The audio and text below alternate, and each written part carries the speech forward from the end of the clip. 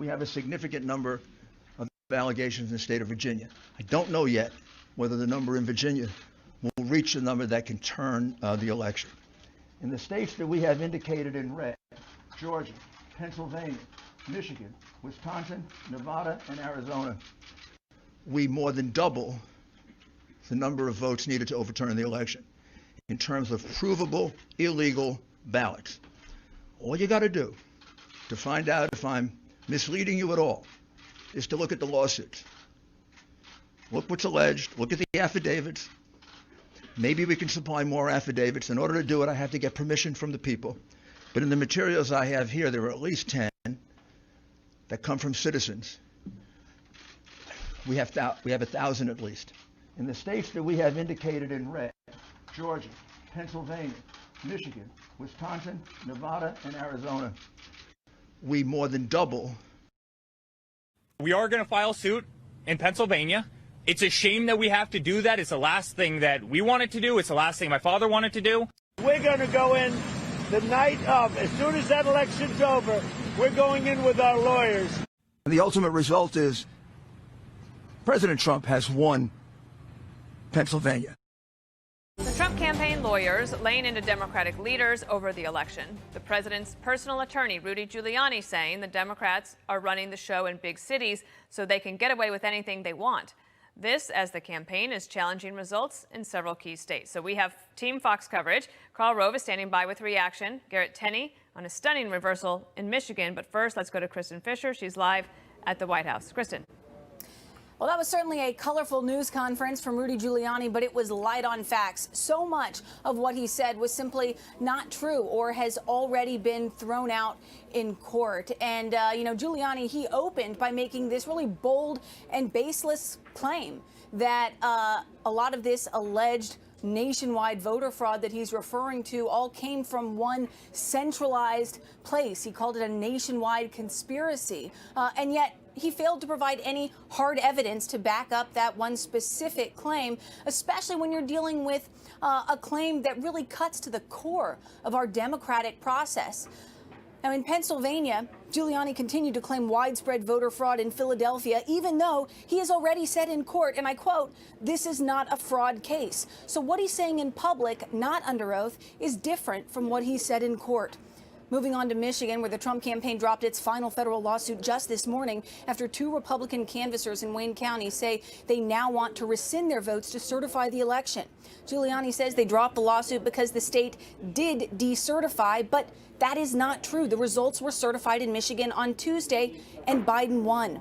As for evidence, well, Giuliani kept holding up pages and pages of what he says are sworn affidavits, hundreds of them, people claiming voter fraud and irregularities, but he's declining to show them, to show all of them at least, and listen to his explanation why.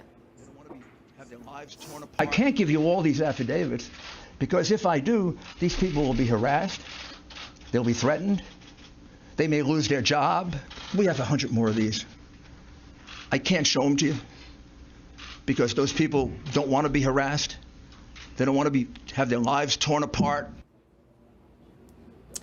Now, up on that stage with Giuliani was a big poster with the headline, "Multiple Paths to Victory." But Giuliani never credibly explained a single path, let alone multiple ones. So, Dana, the fact remains that the Trump campaign has yet to provide, at least in court, hard evidence of voter fraud and irregularities widespread enough to overturn the outcome of the election and to effectively challenge President-elect Joe Biden's stance as the president-elect.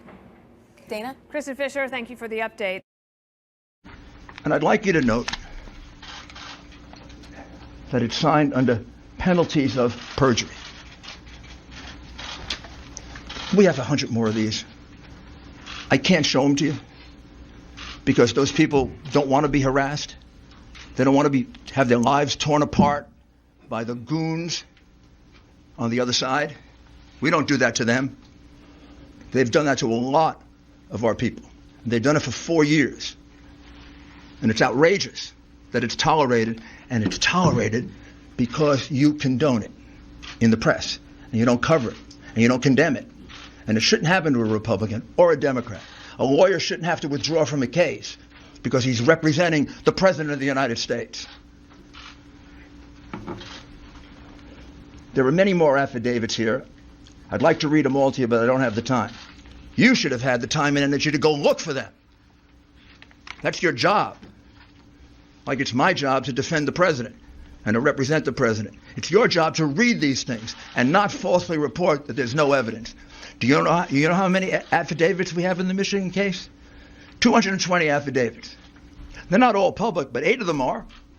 4 affiants here, those are people who give affidavits, report an incident that under any other circumstances would have been on the front page of all your newspapers if it didn't involve the hatred that you have, irrational, pathological hatred that you have for the president. Georgia, Pennsylvania, Michigan, Wisconsin, Nevada, and Arizona. You think we're stupid? You think we're fools? It's not my place or Donald Trump's place to declare who's won this election. That's the decision of the American people. If I lose to him, maybe I'll have to leave the country.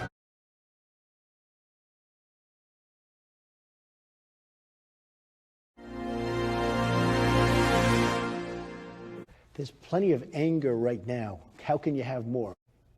The world is a mess. The world is as angry as it gets. Well, you think this is going to cause a little more anger?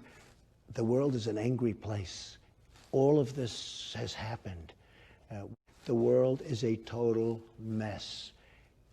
The world is a mess, Dan.